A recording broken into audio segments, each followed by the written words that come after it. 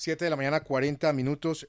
Saludamos a la candidata presidencial Ingrid Betancourt. Doctora Ingrid, bienvenida a RCN Mundo. Jesús y Carla y todos los de la mesa, mil gracias por invitarme esta mañana a estar con ustedes. Muy feliz de compartir estos minutos. Gracias a usted por acompañarnos, y antes de entrar en los temas de políticos, preguntarle por esto que veníamos hablando aquí con la mesa de trabajo de RCN Mundo, ese hecho que ha admitido Miguel Ángel del Rido, que hace parte del equipo jurídico de la campaña del Pacto Histórico de Gustavo Petro, donde él asegura que tienen infiltrado a Fico Gutiérrez en el Caribe. ¿Qué reacción tiene usted a esto que se ha conocido en las últimas horas? Parte de todo un andamiaje de guerra sucia. Esta campaña ha sido una campaña de guerra sucia. Obviamente, pues las redes han servido de soporte a todo tipo de ataques infundados, de falsas noticias, de ataques bajos y también de procedimientos muy cuestionables.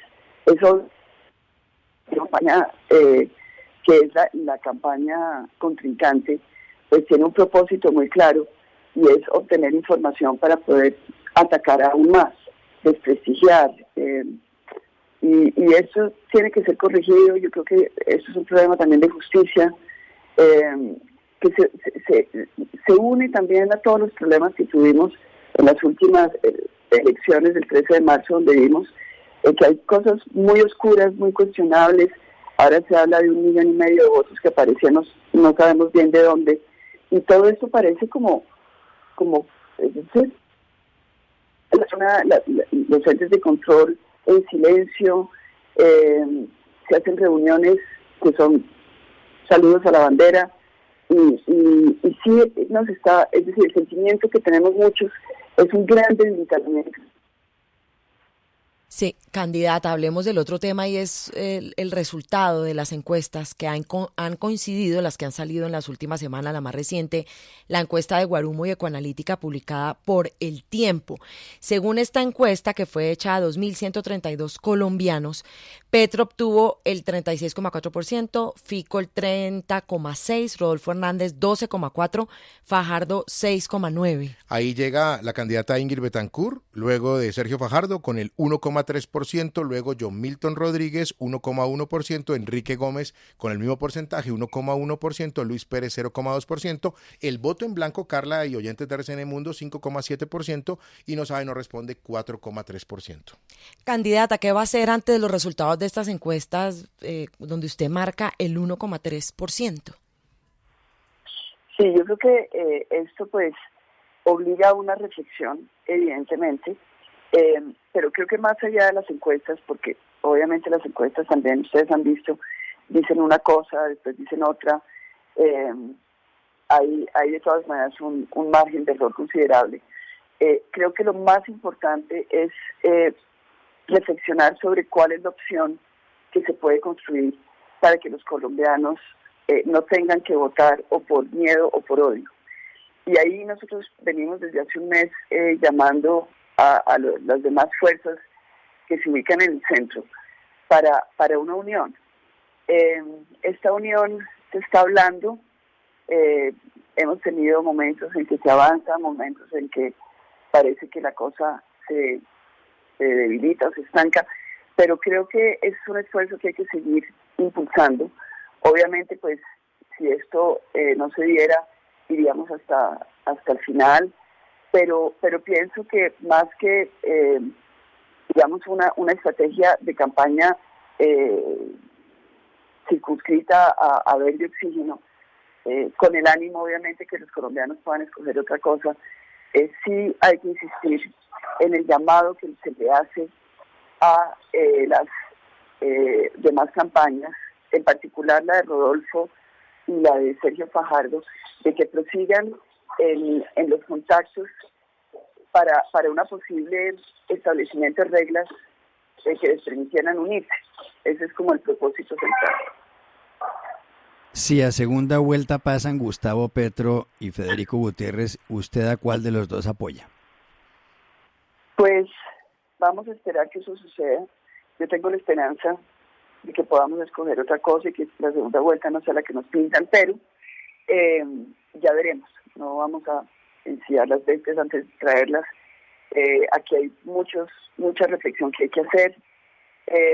Obviamente para nosotros ese es un escenario muy, muy complicado, porque nos parece que ambas campañas, con diferentes características, pero desafortunadamente ambas campañas esconden, es decir, en el trasfondo de sus apoyos, personas muy cuestionadas. Y el punto es si vamos a volver a regenerar esta hidra de 7 cabezas, que es la de la corrupción, y que permite finalmente que todo siga igual, es decir, que Colombia no avance. Entonces, la reflexión tiene que ser una reflexión generosa, una reflexión muy, muy responsable, y hay que darla, digamos, hay que llevar el esfuerzo, yo pienso hasta el final, no hasta el final, digamos, de que la campaña esté presente hasta el final, la de verde oxígeno, pero sí de que podamos lograr unirnos entre todos los del centro, y un centro ampliado, en realidad, que le ofrezca a Colombia una opción totalmente diferente, es decir, realmente blindada contra la corrupción. Yo creo que ese es el diferencial real. El cambio no es un cambio de caras, el cambio es un cambio de sistema. Y el cambio de sistema es un cambio de la manera y de los métodos como se gobierna en Colombia. Mientras que sigamos repartiendo mermeladas, con fraude en las elecciones, con personas que llegan a saquear el Estado, pues es muy poco lo que vamos a poder hacer para mitigar el impacto de la inflación, la pobreza, los retos comerciales que se avecinan. Doctora Ingrid. Obviamente muy cuestionado por los últimos sucesos en Ucrania, etcétera. Entonces, este es un momento difícil para Colombia y yo creo que tenemos que cambiar el curso. Doctora Ingrid, ante esa respuesta que usted le da a Juan Carlos Iragorri y donde usted señala que la opción sería el centro, todo apuntaría entonces a que usted se iría abiertamente con Sergio Fajardo y con Rodolfo Hernández. ¿La han contactado de las dos campañas? ¿Ha hablado con Sergio Fajardo? ¿Ha hablado con el ingeniero Rodolfo Hernández? Sí, con el ingeniero Rodolfo Hernández hemos hablado en varias oportunidades. Yo he sentido que tiene una voluntad real de lograr un compromiso. Adicionalmente lo ha dicho muy claramente, si las encuestas lo desfavorecen y él termina siendo una opción segunda digamos en los porcentajes a lo que podría ser una remontada de Sergio Fajardo, él estaría dispuesto a acompañarlo. Y lo ha dicho muchas veces. Desde el punto de vista de la campaña de Sergio Fajardo, lo que vemos es que primero es difícil porque hay más personas tomando decisiones. También es un equipo que tiene preocupaciones ya de índole, digamos, es decir, tienen que reflexionar sobre cómo sería el proceso de Sergio Fajardo retirándose de la consulta, es decir, abandonando ese proceso y lo que eso significaría a todos los niveles. Y uno puede entender que eso sea una decisión difícil de tomar. Sin embargo, yo realmente creo que Colombia necesita esa unión. Y no quisiera que nos volviéramos a encontrar, es decir, en una situación parecida a lo del 2018, donde faltó un tinto, o faltó un encuentro, o faltó una claridad para poder lograr que Colombia no se encuentre con un camino cerrado. Entonces, todo lo que había que hacerlo. En mi caso, es decir, estoy realmente como a la espera. Sé que ellos son los que tienen que tomar esa decisión, tienen que poner las reglas de juego, y yo simplemente quiero expresar mi apoyo a cualquier manera en que ellos se encuentren para unirse. Y pienso que eso se tiene que hacer al margen, y dejar que ellos actúen, pero sí llamar a todos los equipos de uno y otro candidato a apoyar y ayudar en ese sentido. Doctora Ingrid, a usted la señalan que llegó al centro, a la coalición de la esperanza, y lo implosionó, y ahora nos dice que en este momento tan cercano a las elecciones vuelve al centro prácticamente a recoger los pedazos. ¿No sería algo tarde para su papel ahí en el centro? Bueno, yo realmente pienso que todos tenemos que asumir responsabilidades. Y cuando se dio la salida mía de la coalición, ellos estimaron que eso era un incidente sin ninguna trascendencia. Y lo dijeron así. Y Sergio decía, bueno, Ingrid sale, pero nosotros seguimos. Y ellos siguieron. La verdad es que en esos 2 meses que ellos estuvieron de campaña, entre ellos, donde yo ya no estaba, lo que sucedió fue, digamos, muy cuestionable, en el sentido de que en vez de unirse, de consolidar esa coalición, de mostrar un frente unido, dedicaron los unos a los otros a atacarse. Y nosotros vimos, y yo desde la barrera, vi cómo Alejandro atacaba a Sergio, cómo Juan Manuel atacaba a Carlos Amaya, cómo Jorge Enrique Robledo atacaba a Alejandro Gaviria. Eso era, Songo le dio a Borondongo, y eso no paró hasta el día antes de los comicios del 13 de marzo. Entonces, yo creo que hay que asumir responsabilidades. Es decir, mi papá tenía una frase que decía, ¿qué culpa tiene la estaca si el sapo brinca y se estaca? Y de alguna manera, yo creo que en este caso hay que aprender de lo que sucedió.